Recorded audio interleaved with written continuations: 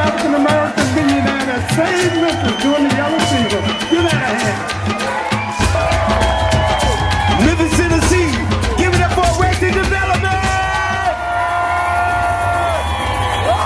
This is a celebration of life, of death, and the struggles of our ancestors.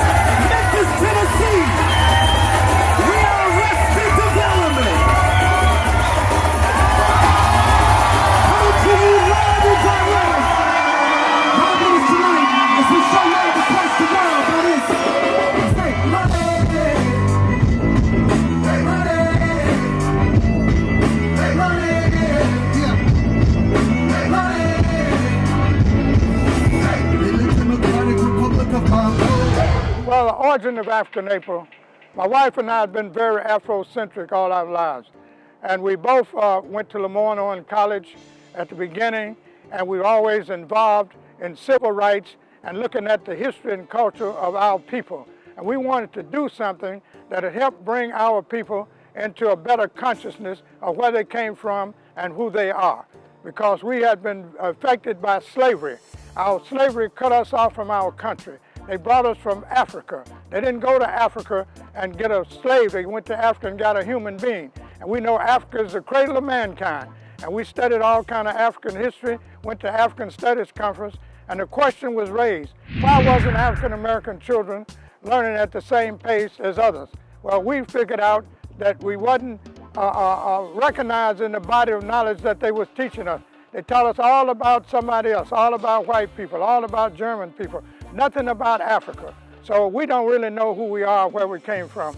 So we said, well, how can we get our people into knowing about Africa and knowing who they are? Let's travel. Everybody said, what about African April? Why are you here? African April is devoted to educating the community, the winners of the arts. As we look at their vendors, their marketplace, we realize that we're universal. What happens to one happens to all. Let's relax and let's travel with African April Cultural and Sports Incorporated from the beginning. In April, it's an amazing festival. We're in Africa in April. We're having a great time.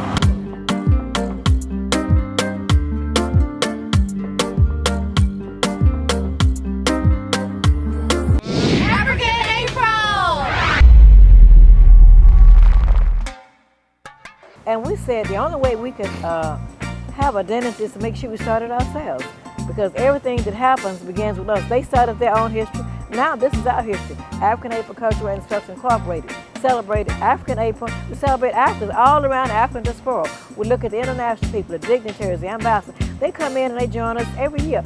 But this too is that Jesse Jackson always said, we wrapped up in a garment of humanity. What happens to one happens to all. We realized that we were not involved in those other festivals. We were maybe attend, but we didn't feel like it was all about us.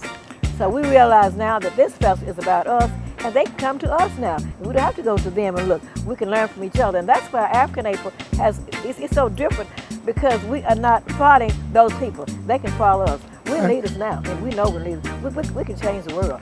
Right now, we're looking at African April, looking back to African April 2020. What happened then? March 13th, the world stopped. That was the pandemic, COVID-19. We too stopped and took a break.